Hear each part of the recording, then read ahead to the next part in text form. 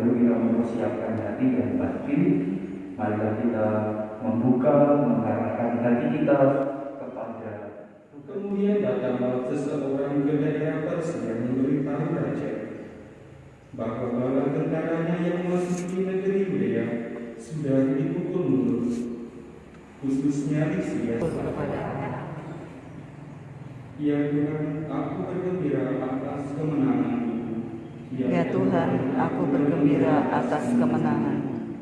Aku mau bersyukur kepada Tuhan dengan segenap hati. Aku mau menceritakan segala perbuatan-Mu yang ajaib. Aku mau bersukacita dan bersukanya, karena Engkau bermasmur bagi nama-Mu, ya yang Maha Tinggi. Ya Tuhan, aku bergembira atas kemenangan-Mu.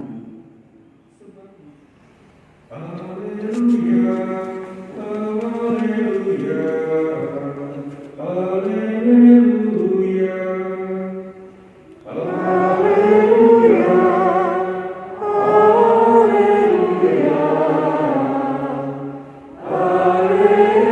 haleluya. Juru selamat kita Yesus Kristus telah mematahkan kuasa maut dan mendatangkan hidup yang tidak dapat binasa. Haleluya, haleluya,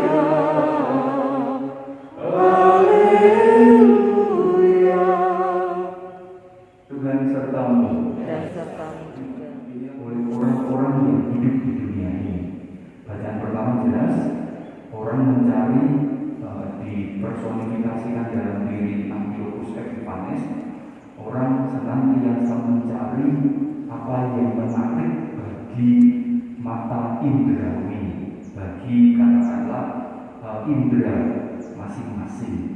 Maka diceritakan selama hidup di dunia orang tidak akan pernah puas, tidak akan pernah berhenti untuk mendapatkan sesuatu yang menurutnya indah. Maka setelah menang perang di satu tempat, Antiochus berusaha menang di tempat yang lain, menaklukkan yang lain, merampas yang lain, dan seterusnya. Rupa-rupanya tidak akan pernah berhenti.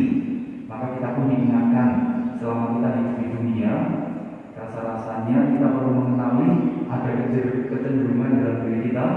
Kalau kita mencari kekayaan, maka tidak akan pernah berhenti. Karena semakin kita mencari, kata orang, semakin kita merasa berkekurangan.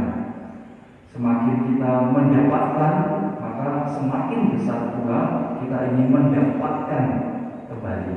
Maka selama dalam kehidupan kita, rupa-rupanya dinamika yang dialami oleh Antiochus Epiphanes tidak asing bagi kita. Sekali lagi, kalau kita mencari dan mendapatkan, maka kita ingin mencari lagi, mendapatkan kembali, tidak akan pernah bisa berhenti.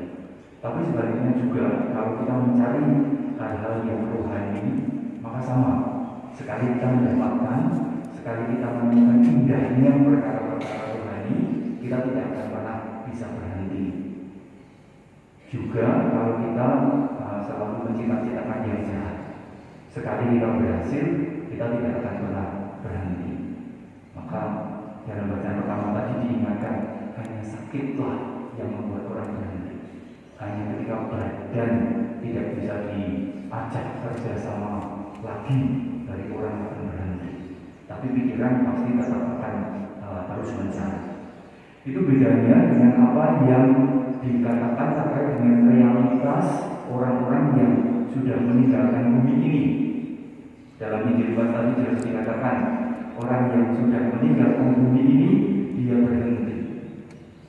Makanya kalau selama kehidupan di dunia ini kita tidak pernah berhenti, ya rasa-rasanya cukup masuk akal. Tetapi kita akan berhenti nanti ketika kita akan mati, tidak akan mencari lagi, tetapi satu hal yang akan dilakukan.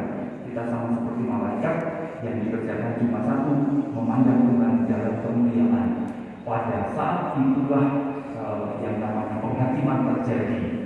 Kita memandang Allah dengan penuh sesal karena ternyata yang dipandang tidak dikenali sejak di dunia, atau ketika kita sudah sampai pada ajal, kita memandang Allah dengan rasa bangga karena yang dipandang, yang dirasakan sudah dipersiapkan jauh-jauh hari ketika masih ada dalam kehidupan di bumi. Mari kita senantiasa mengenali gerak kita sebagai manusia pada umumnya. Sekali lagi bacaan hari ini mengingatkan, pada umumnya kalau kita mencari, mendapatkan, maka kita tidak akan pernah berhenti. Kalau tidak atau belum mendapatkan, kita juga tidak akan pernah berhenti. Sekali mendapatkan, akan mencari lagi supaya mendapatkan terus.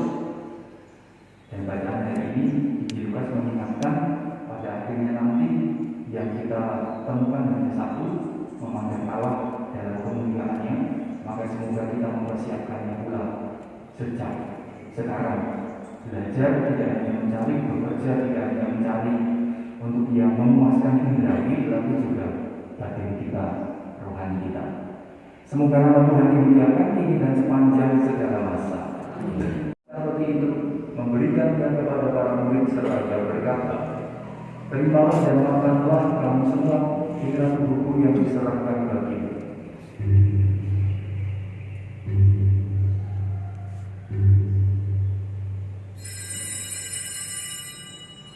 Demikian pula sesudah perjamuan, Yesus mengambil piala berisi air anggur. Sekali lagi Ia mengucap syukur padamu. Ia menghidangkan piala itu kepada para murid serta Ia berkata, terimalah dan minumlah kamu semua. Inilah piala darahku, darah perjanjian baru dan kekal, darah yang ditumpahkan bagimu dan bagi semua orang demi pengampunan dosa. Lakukanlah ini